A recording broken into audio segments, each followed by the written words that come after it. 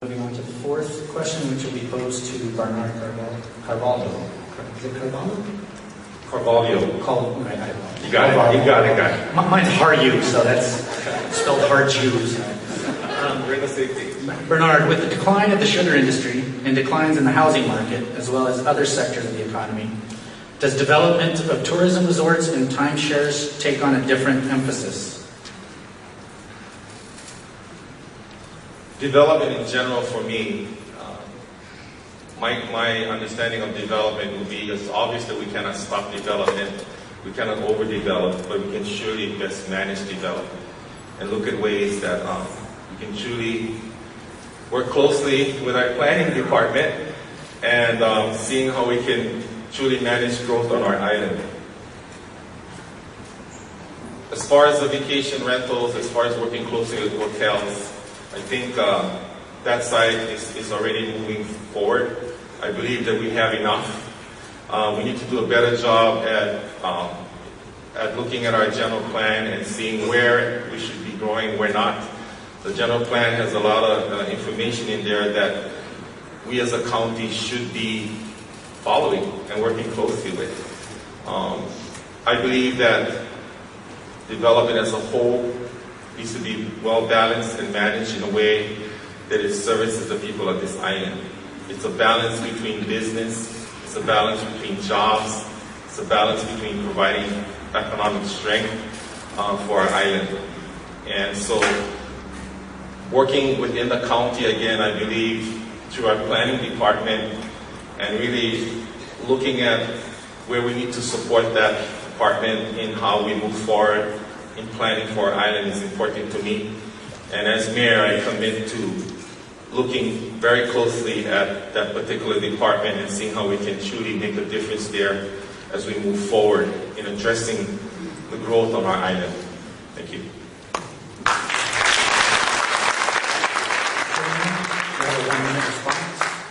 I think especially in face of the declining, the cost of oil and the declining tourist arrivals, we have overbuilt in the resort area because building more units than we can fill really hurts our hotels as well as our visitor industry workers, because overbuilding lowers occupancies, which lowers take-home pay for our workers and also lowers profits. But I think there's a lot of other construction growth that we need to look at.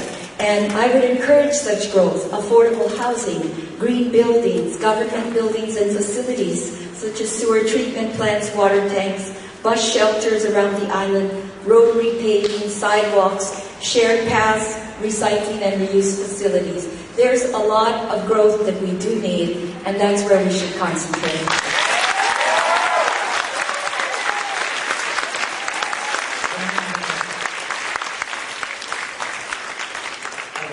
Follow-up question for Joanne Eucamara.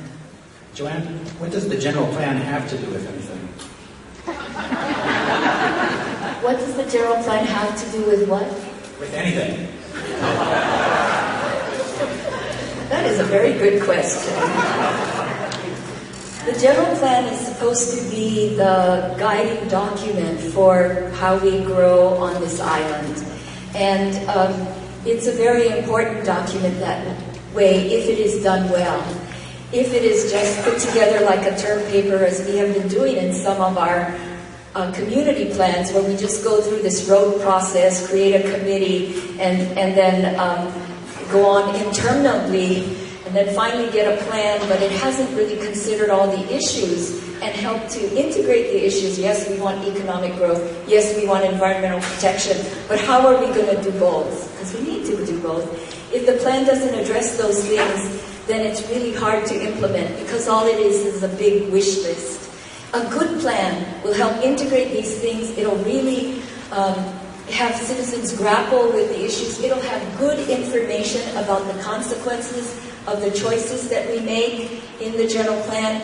And if you get a good general plan, it can be a really good guide for growth. It can tell us where we want growth, where we don't want it, what kind of growth we want, what kind of growth we don't want. And that's what is necessary in a good planning process. there has been a lack of good leadership in our planning department, and we need to have that in order for our community to go forward.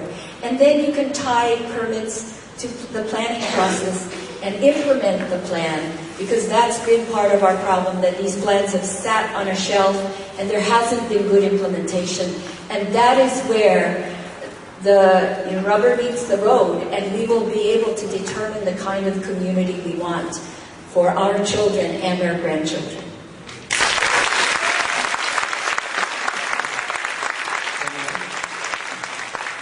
All I know is implementing the long-stalled elements of the general plan will be front and center of my administration. Mr. Kimura stated that the plan is as good as it's puts into operation. I mean, a lot of these plans have been sitting for years and years, and we need to take action and move on it. There is a plan in place. There is a general plan in place. We need to find the resources and make it come to life, and I make that commitment that we will follow through. It's a lot of hard work was put into that plan. I went through the plan over and over again. The comprehensive zoning ordinance is part of that plan, which is a roadmap for how we grow here on our island. That's important. Again, the general plan is an area that I think we should be diving right into, and I'll make that commitment to looking right into that plan and seeing what areas is realistic, what can happen now, and what can happen in the near future.